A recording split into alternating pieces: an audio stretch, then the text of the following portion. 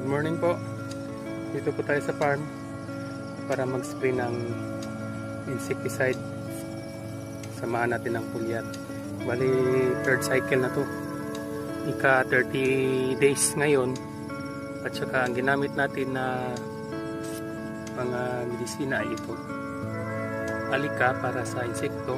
Sabayan ko ng global insecticide na may cypermethrin na AI. At saka yung ito power grower combo na pulyar anaa yung 400%. Nilagyan natin ng silhouette para sa spreader